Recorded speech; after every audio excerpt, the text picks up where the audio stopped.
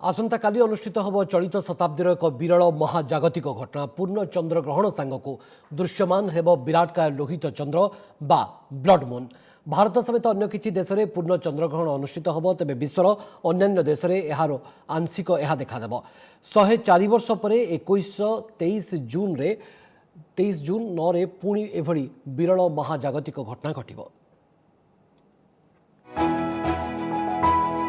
आसंताकाली घटिबाकु जाउछि चलित शताब्दीर सबुठु विरल महाजागतिक घटना। दृश्यमान हेब रक्तवर्ण चंद्र बा ब्लड मून। पूर्णग्रास चंद्रग्रहण अवसर में चंद्र विराट आकार और संपूर्ण भावे लाल देखा 1 घंटा 43 मिनिट धरी एही पूर्णग्रास रहिब। काली राति 10:44 रु ग्रहण आरंभ हेब अर्थात चंद्र पृथ्वीर उपछाया प्रवेश करिब।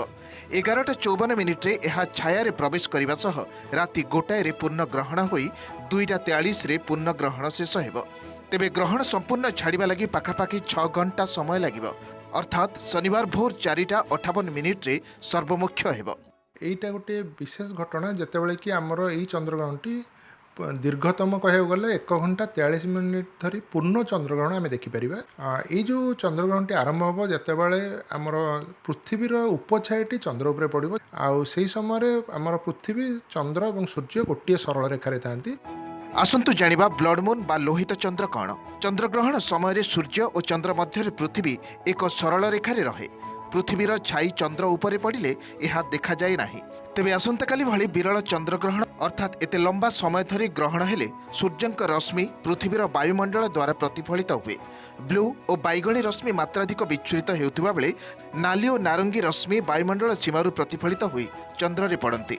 तेणु यह रक्तवर्ण धारण करे। चंद्रग्रहण देखा लगी वैज्ञानिक दृष्टिकोण कौनसी बाधा नथिले मध्य ज्योतिष शास्त्री भिन्न मत पोषण करिसेंते।